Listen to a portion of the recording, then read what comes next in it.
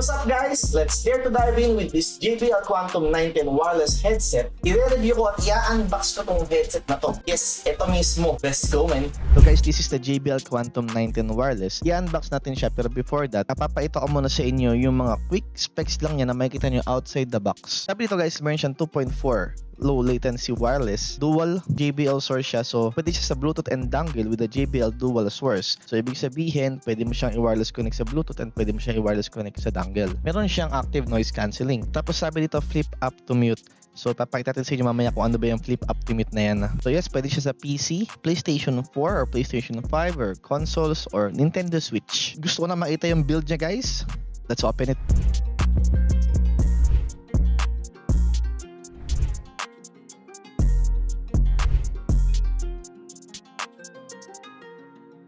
Naka-cover siya, no? Meron siyang bag. Covered siya ng bag mismo. Handy siya, Brad. Kumbaga, may sarili na siyang bag eh. And ito, siguro support siya dun sa foam, sa headset mismo. So yung mga specs ito, ipapakita sa inyo mamaya isa-isa para mas maintindihan nyo kung para saan ba yun at ano bang future ng JBL headset yon. Siyempre sa box niya, meron din siyang kasamang mga wires, which is ito yung pang-connect sa PC, USB to Type-C. Okay? Ito yung ginagamit para mag-charge siya guys. Ito yon. I think ito yung pang-calibrate, yes. And also the 3.5mm audio. So meron din siyang dongle. Ito na yan guys. Ito yung pang wireless niya.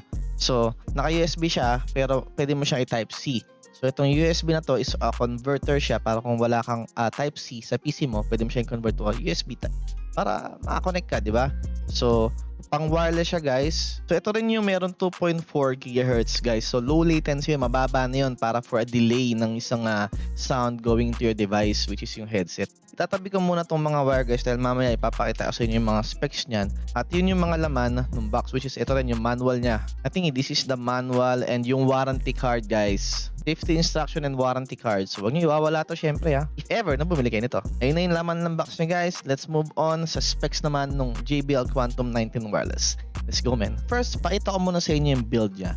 Yung durability, yung design, and also syempre yung mga features na nasa labas ng headset or mga buttons na pwede mo mapindot habang ginagamit mo siya. Ito, pwede mo siyang i-turn on using this button sa ilalim. Yan, kita nyo, umilaw na siya. So, magko-connect siya kapag nakakonect rin yung dongle mo doon sa device mo. So, first impression, kita nyo naman yung design ng ilaw niya guys. Meron siyang umiikot-ikot na ganon. Tapos I think pwede mo rin siyang baguhin sa JBL Quantum Engine. Yung cycle ng ilaw, kung anong ilaw, tsaka yung ilaw nitong logo na to, magkabila.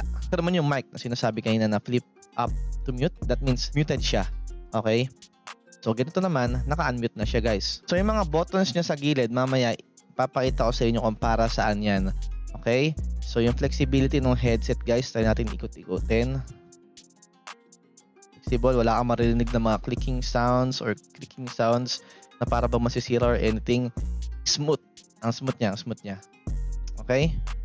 So, naka-leather siya guys for the ear cushion.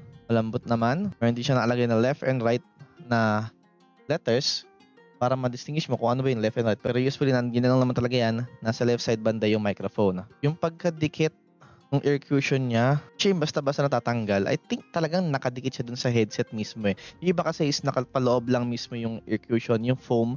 Parang kumapit yung foam mismo. Ito I think nakadikit talaga siya. So kung kailangan mo ng replacement, as in tanggal talaga siya, then papalitan mo ng bago. Ganon. Ayun yung build sa kanya. So yung headband naman niya, plastic yung taas. Tibay siya. Then yung ilalim niya is ayun na yung foam. Ayan, ayun na yung foam. Gusto ko rin yung design niya na pag-flexible nung ear cushion niya guys na pwede mong i-rotate ganyan. So, ang dali niyang ilapag, dali niyang bitbitin. Hindi ka na mag-worry na baka ma-flex ganyan bigla yung ear cups dyan biglang maputol, ganyan. So, flexible siya. So, yung RGB colors, papakita ko sa inyo mamaya sa JBL Quantum Engine para makita nyo kung paano palitan yung mga ilaw niya. So, let's move on naman sa low latency niya, which is yung 2.4 GHz niya na dongle guys is papunta sa headset. Ganun lang kababa yung latency niya. Meaning, from PC to dongle to headset, hindi ganun kataas yung delay para marinig mo yung sounds na nagpa-process dun sa PC mo to dongle to headset. So meron din siyang windshield guys sa microphone niya, which is ito yon, na pagka nagsasalita ka, nabablock nito yung hangin na lumalabas sa bibig mo for a more accurate boses na lumalabas sa bibig na walang bumubuga, parang ganon. So ito siya, pwede mo siyang tanggalin guys, removable siya, okay? pwede mong tanggalin. So meron siyang button dito which is yung active noise cancelling na pagka tinurn on mo siya guys, lahat ng boses outside the headset mo is hindi mo maririnig. At pag tinurn off mo siya, maririnig mo naman siya na para bang ginagather niya yung sounds outside the headset mo para marinig mo din. So pag may kausap ka, turn off mo lang siya para marinig mo lahat ng sounds outside sa headset mo. At pag tapos na kayo mag-usap, turn on mo lang ulit. JBL Quantum Spirit 360 na may head tracking with the calibration that works well and even for every time na babalik ka sa pwesto mo. Tapos susuot mo lang yung headset mo, then ready to game na ulit. JBL Quantum Spirit 360 available for Windows that has JBL Quantum Engine installed. It gives you the audio positioning accuracy, meaning di ka na malilito kung saan ba galing yung footsteps or gunshots sa game. Surround sounds making you feel the reality ng game with the sounds na naririnig mo during your playing time. The audio experience na magbibigay sa'yo ng immersive sound na parang may 3D effect. Also, head tracking for accurate positioning calibration ng pwesto mo sa gaming setup mo. And virtual surround sound, again, for a feeling na you are literally on the game. So ito yung JBL Quantum Engine.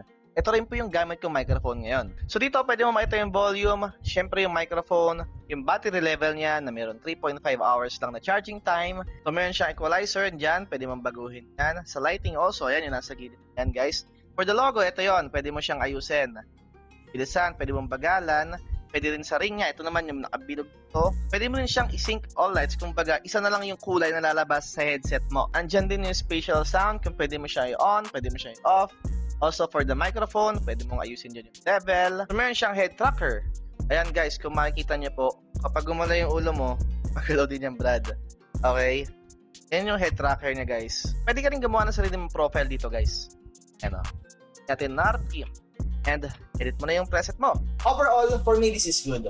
Maganda yung design where you can control yung ilaw ng headset mo kasi ako nag-i-stream ako. So gusto ko nag-i-stand out yung headset ko kasi yun yung laging kitang peripheral sa camera ko.